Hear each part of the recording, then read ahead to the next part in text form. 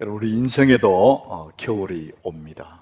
그래서 우리가 미리 준비하는 것이 너무나 필요하죠. 이 성경은 준비의 중요성을 굉장히 강조합니다. 그래서 잘 준비하는 것이 굉장히 복이라는 것이죠. 제가 오늘 드리고 싶은 말씀이 딱 이거예요. 하나님의 그 복은 너무나 큰데 여름날에 장맛비처럼 막 쏟아지는 그렇게 흔한 너무나 큰 하나님의 복이 있는데, 문제는 뭐냐? 내 편에서 받을 만한 그릇이 준비되어 있지 않다는 거예요. 제가 오늘 이제 이 말씀을 드리려고 그래요. 오늘 우리가 함께 나눌 이 본문의 말씀에 한 여인이 등장합니다. 이 남편은 요즘 말로 하면은 신학생입니다. 근데 그 남편이 죽었어요. 남편이 죽었다. 여인으로서는 너무 힘든 거죠.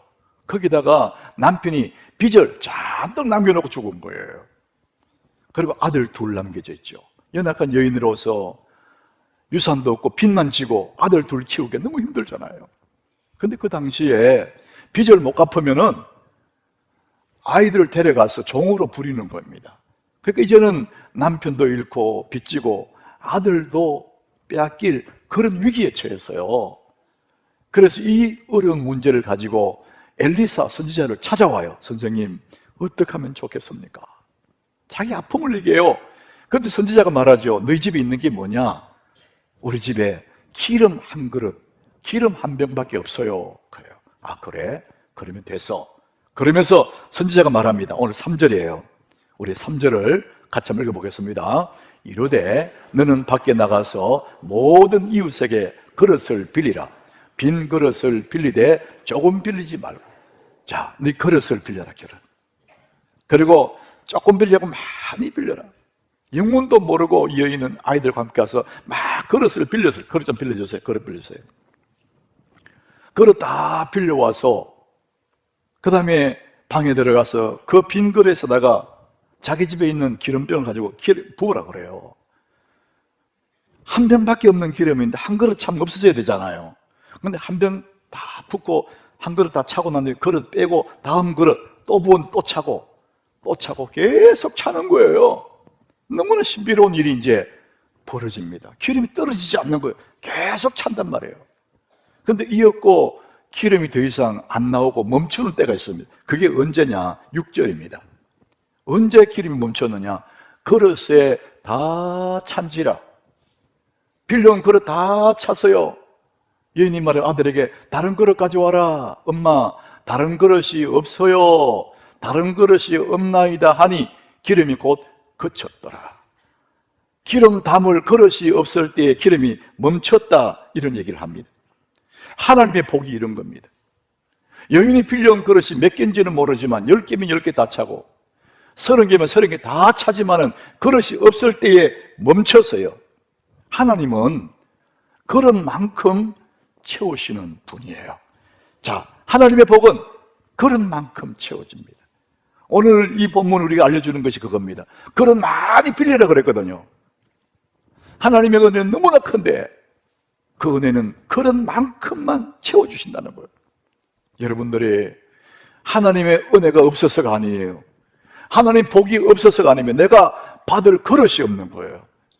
하나님은 그릇만큼 채우십니다.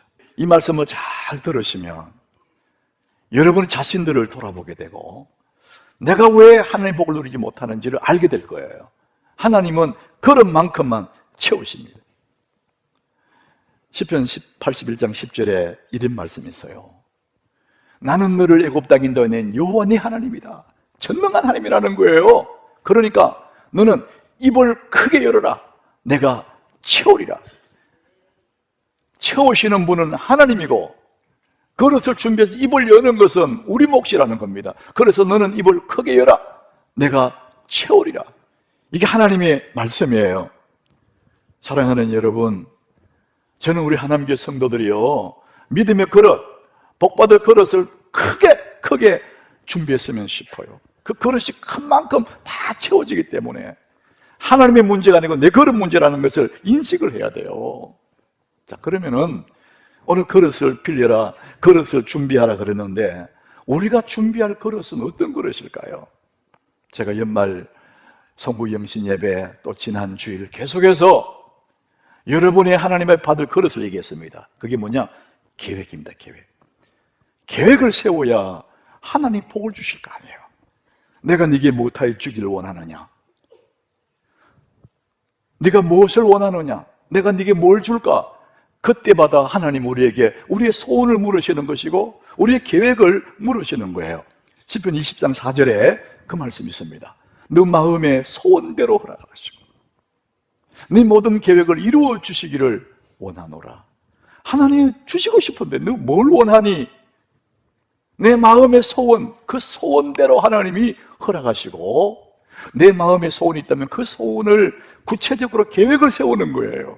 하나님은 그 모든 계획을 이루어 주시기를 원하시는 것입니다. 아무것도 없어요. 그럼 아무것도 없는 거예요. 우리가 준비할 그릇은 계획을 세우는 거예요. 내 마음의 소원을, 막연한 소원을 버려두지 말고 구체적으로 계획을 세우는 것입니다. 뉴욕 대학의 캐롤라인 애덤스 밀러라는 사람이 사람들이 계획을 세워서 얼마나 달성을 하는지, 성취하는지 그 부분을 연구했답니다. 해마다 새해가 되면 사람들이 계획을 세우잖아요. 연초에 연말에 계획을 세운 사람, 그 계획을 세운 사람들이 6개월 후에 얼마나 달성하는가? 자기 계획에 달성하는 확률 46%라 그래요. 그런데 아무 계획이 없어. 작년처럼 되는 대로 살아. 그러면은 나름대로 성공할 확률은 4%라 그럽니다. 거의 미미한 거예요. 계획을 세우면은 반 정도는 그게 올라갈 수 있는데 계획 없는 사람은 거의 미미하게 아무것도 도달할 수가 없다는 것입니다. 여러분은 하나님께 복을 받을 그릇이 있습니까? 이 한 해 동안 어떤 계획을 세우고 계십니까? 여러분, 우리 모두가 이 한 해 동안 나름대로 계획을 세우셔야 돼요. 그래야만 하나님 복을 줄 수 있습니다. 자, 오늘 제가 드리고 싶은 게 또 하나가 있는데, 그러면은 하나님이 내게 축복의 그릇을 준비하려는데 주님 주실 축복이 뭐냐 이거예요. 뭘 주시겠다는 겁니까? 우리 한국 사람들이 이 좁은 땅에 살다 보니까 평생 소원이 내 집 갖는 거, 내 집. 제가 미국의 이민자로서 저도 11년 정도 살았는데, 그래서 목회하다 보니까 이민자들의, 우리 한국 사람 이민자들의 마음을 잘 알게 되었어요. 이 좁은 땅에 살다가 넓은 땅, 미국 이민 오면 제일 먼저 부러운 게 그 넓은 땅이 부러워요. 얼마나 펼쳐져 있는 땅들이. 그 땅도 너무나 싸. 하남 있는 땅 한 평만 팔면은 거기 1000평을 사, 1000평. 땅 갖고 싶거든, 이민 가서 이민. 그 사람들이 그거 보고 눈이 뒤집어지는 거예요. 좁은 땅에 살다가 광활한 땅을 보니까 너무 욕심이 나는 거예요. 그래서 한국 사람들이 내 집, 내 집, 내 땅, 내 땅 이러는데 빚을 내가지고 은행 융자를 얻어가지고 30년 융자 해주니까 집을 사요. 그 집은 우리나라는 좀 아파트지만 하우스, 정말 잔디가 쫙 깔려있는 그림 같은 집이에요. 뒷다리에 수영장이 깔려있는 그런 집. 은행에 빚 내가지고 수영장 깔린 집을 샀으니까 은행 빚 갚아야 되잖아요. 그러니까 이 두 부부는 열심히 일을 해야 돼. 하루 종일 돈 벌어야 돼. 저녁에 오면 피곤하게 자야 돼. 수영장에 한번 못 나가. 맨날 돈 벌어가지고. 그 집은 그 큰 집을 맡게 돼, 돌볼 사람 맡게 되니까 멕시코 아줌마한테 맡겨. 거의 캘리포니아 멕시코 아줌마도 일하거든요. 주인은 돈 벌러 갔어. 멕시코 아줌마는 집에 할 일이 뭐가 있겠어요? 대충 해놓고 비키니 쫙 입고 뒤에 넓으면 수영장에 탁 수영 쫙 하고 빗집 파라솔 밑에 탁 누워 있는 거예요. 응? 캘리포니아 햇살 아래 딱 누가 햇빛을 즐기고 있어요. 누가 주인이요? 주인은 쪽으로 돈 벌러 갔어. 이게 뭐가 복입니까? 그래서 우리는 자꾸 내 집, 내 땅. 전도서 6장 2절에 보면 이런 말씀이 나와요. 어떤 사람은, 예를 든 거죠. 어떤 사람은 그의 영혼이 바라는 모든 소원을 부족함이 없이 재물도 받고 부유도 받고 종기를 다 받았대. 다 받았어요. 그런데 하나님께서 그가 그것을 누리도록 허락하지 아니하셨으므로 다른 사람이 누린대요. 꼭 이런 경우야. 받았어. 넓은 집도 받아서 샀어. 수영장도 딸렸어. 가졌어. 그게 끝이야. 누리는 사람은 다른 사람이 누리는, 지는 한 번도 못 누려봐요.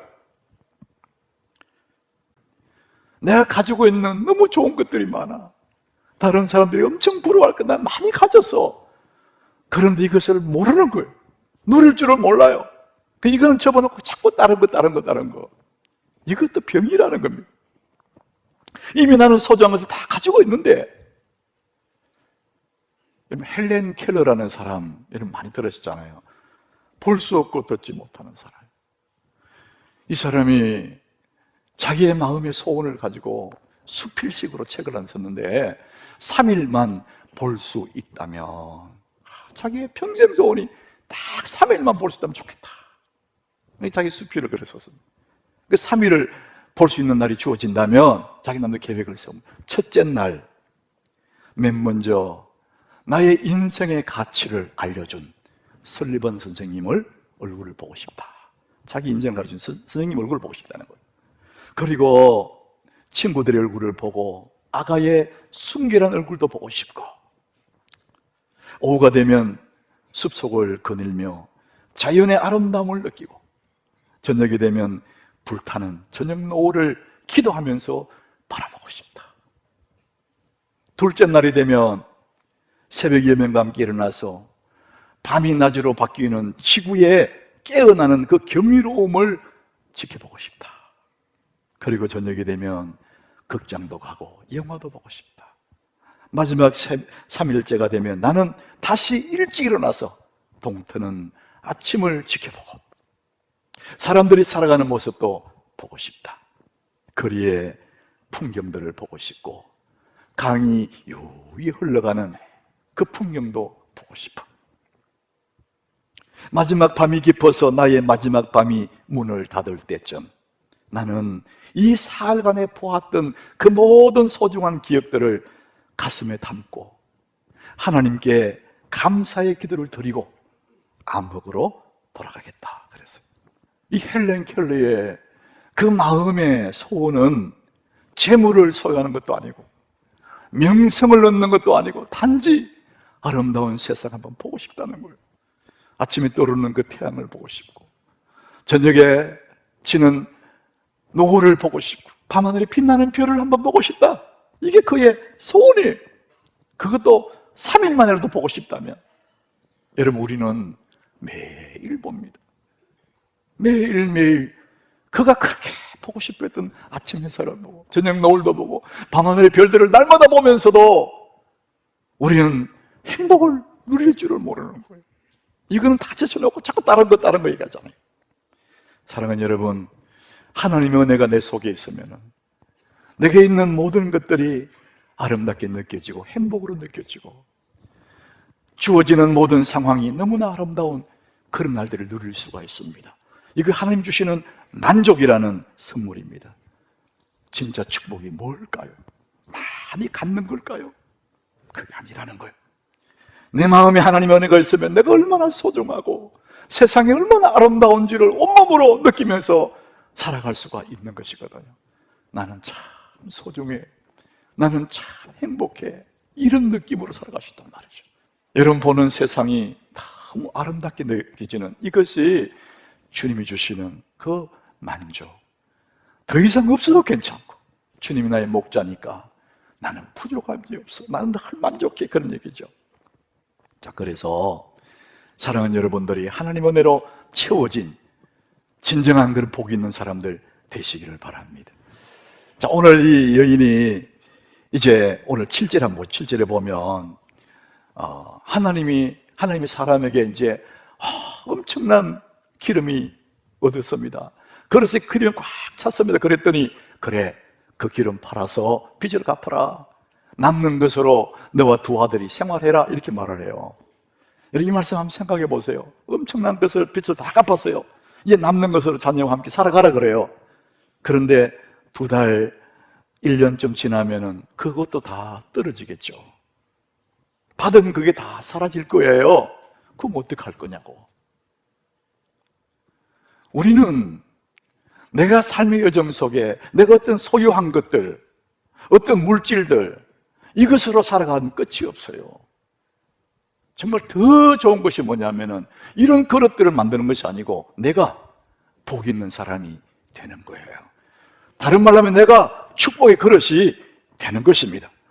자기 자신을 축복의 그릇으로 만들어버리는 겁니다.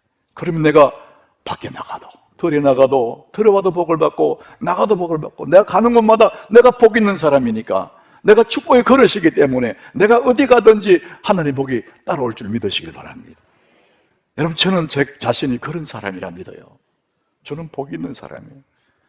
제가 이민을 가도 거기서 복이 따라오고, 하나님 와도 여기 복이 따라오고, 이 다음에 또 어디 갈지 모르지만 가는 곳마다 내 자신이 복 있는 사람이기 때문에 복이 따라오는 것입니다.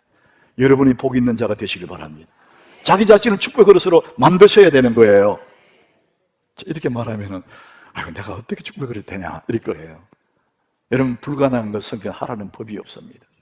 여러분은 누구든지 예수 안에서 축복의 그릇이 될 수가 있습니다. 복 있는 자가 될 수 있다는 것이죠. 자, 그러면은 우리가 사는 이 시대에 경쟁 사회잖아요. 이런 사회 속에서 내가 어떤 사람이 되어야 복 있는 자로 살아갈 수 있을까? 이 세상을 어떻게 경쟁해서 내가 복 있는 사람이 될 수 있을까? 그거는 우리는 알 수가 없잖아요. 근데 예수님이 말씀하세요. 예수님 방법이 있어요. 마태복음 10장 16절입니다. 예수님이 지금 제자들을 세상에 보내시면서 하시는 말씀이에요. 내가 너희를 보냄이 양을 이리 가운데로 보낸 것 같대요. 양이 이리 가운데 가면 어떻게 다 잡아먹히잖아요. 그러니까 그들이 사는 세상, 지금 우리가 사는 이 세상이 뭐냐? 이리가 득실되는, 강자가 약자를 잡아먹는 그런 사회에 우리가 살고 있다는 거예요. 예수님 표현이 양을 이리 가운데 보낸 것 같다. 약육 강칙의 원리가 작동하는 그것이 이 세상이라는 거예요. 여러분, 양이 이리 가운데 가면 다 잡아먹히죠. 여러분, 오늘 예배를 마치고 이제 여러분 가정으로 돌아가고 내일 직장에 출근하고 일하러 가면 그 세상이 뭐냐? 우리 양인데 강자가 약자를 잡아먹는 그런 세상이라는 거예요. 자, 그러면 다 잡아먹혀 어떻게 하냐? 예수님은 그래서 우리에게 방법을 말씀하시는 겁니다. 예수님 방법이 뭐냐? 그 다음에 그러면 자, 그러므로 읽어봅니다. 그러므로 시작. 그러므로 너희는 뱀같이 지혜롭고 비둘기같이 순결하라. 예수님의 방법이 뭐냐? 뱀같이 지혜롭고 비둘기같이 순결하라. 지혜와 순결을 얘기합니다.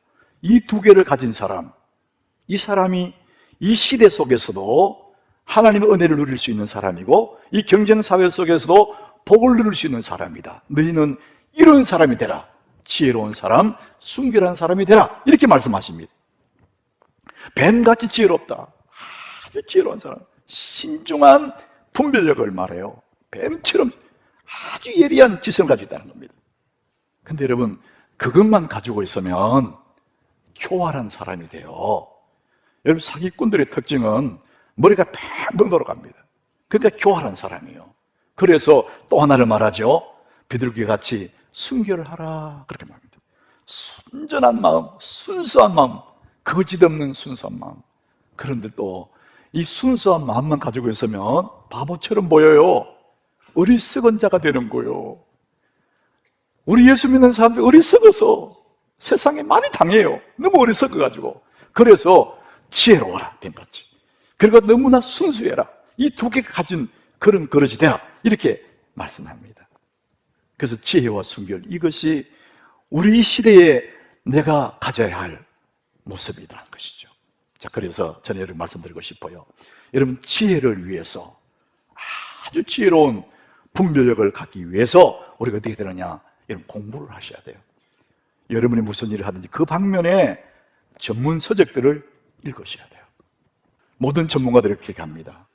어떤 일을 하든지 어떤 분야이든지 자기 분야에 관련한 책 100권만 읽으면은 그쪽 방면에는 전문가가 된다, 그렇게 말합니다. 여러분, 한 권 읽은 사람보다 10권 읽은 사람이 앞서갑니다. 10권 읽은 사람보다 30권 읽은 사람이 훨씬 더 뛰어납니다. 그 100권은 그야말로 우리가 그 방면 전문가가 되기 위한 건데, 제가 드리고 싶은 얘기가 뭐냐, 여러분이 무슨 일을 하든지 그 방면에 공부를 하라는 거예요. 공부를 안 해요. 눈치만 보고. 그러니까 일 가운데 다 먹히는 거예요. 순전하게만 해가지고 눈물을 흘리고 말이죠. 성경은 뭐라고 하느냐, 뱀처럼 지혜로 오라고 합니다. 여러분, 지혜라니 그냥 옵니까? 여러분, 역량을 키워서 공부하셔야 돼요. 또 하나는 비둘기처럼 순결하라 그랬어요. 여러분, 순결하다, 순수하다, 그 말은 내 생각이 개입되지 않는 겁니다. 어쩌면 바보처럼 보이는 거예요. 하나님 주신 그대로의 마음을 얘기합니다. 내 생각이 들어가면 순수한 게 아니죠. 비둘기처럼 순수하라. 그럼 여러분, 그 순전함은, 그 순수함은요, 우리가 훈련해야 돼요. 이걸 어떻게 만들어내느냐 하면은 순종의 훈련을 통해서 순수함을 유지해 가야 됩니다. 여러분, 순종하려고 그러면은 내 생각이 들어가면 순종 못 하잖아요. 그러니까 내 생각을 자꾸 버리는 훈련을 하는 거예요. 순종을 통해서. 그래서 내 순전함을 계속해서 유지해 가는 것입니다. 예수님 말씀하시는 지혜로움과 이 순전함, 이것이 하나님 앞에 너무나 아름답다는 거예요. 오늘 본문 3절에 보니까 이 여인에게 엘리사가 말하자니 그릇을 빌리라. 조금 빌리지 말고, 빚져가지고 아들 뺏기게 됐는데 어떻게 하면 좋아요? 그랬더니 그릇 빌려와라 이렇게 말합니다.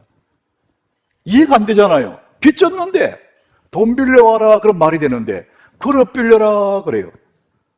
그리고 그릇 빌린 다음에 방에 들어가서 한 병 있는 기름을 자꾸 갖다 부으라는 겁니다. 말이 되는 소리냐? 이해가 안 되잖아요. 이해 안 된다고 그릇 안 빌리고, 이해 안 된다고 기름을 안 부으면은 그 모든 그렇게 꽉 찬 그 하나님의 기적을, 그 은혜를 경험할 수가 없는 거죠. 이 여인이 만약에 똑똑하게만 했다면은 순종 못했을 거예요. 순수한 마음, 하나님의 사람이 말하니까 순종하는 마음, 자기 생각을 버리고 그 말에 순종했더니 그 결과는 너무나 아름답다는 것이죠. 여러분, 순종만이 축복의 길이에요. 하나님의 축복의 그릇은 순종을 통해서 오는 거예요. 그 축복을 통해서 우리는 더욱더 순전해지는 겁니다. 내 사상, 내 철학이 다 죽는 거예요. 여러분, 이 순종의 모범은 예수님이지 않습니까? 예수님의 모습을 빌립보 2장 8절에 이렇게 기록해요. 하늘에 계신 그 하나님이 사람의 모양으로 나타나요. 자기를 낮추시고 죽기까지 복종하셨어요. 그리고 십자가에 죽었다.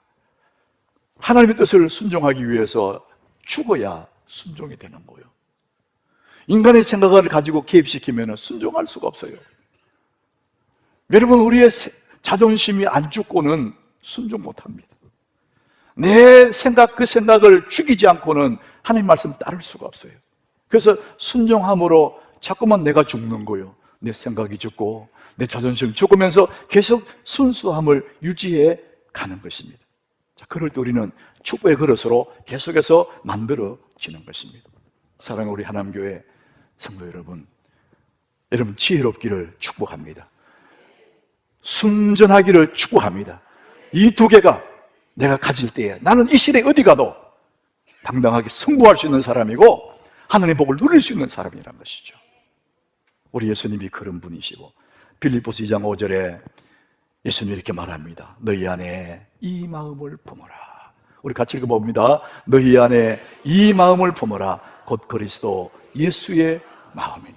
한없이 따뜻한 예수의 마음, 그리고 죽기까지 순종했던 그 예수의 마음, 그 순전한 그 마음, 그리고 한없이 지혜로운 거, 이 두 개를 가지고 될 때, 사랑하는 여러분, 이 한 해는 2024년 연초인데 이 한 해 다 가도록 사랑하는 여러분이 하나님 부어오시는 축복의 그릇이 잘 준비될 줄로 믿습니다. 여러분이 복의 그릇이 되셔야 됩니다.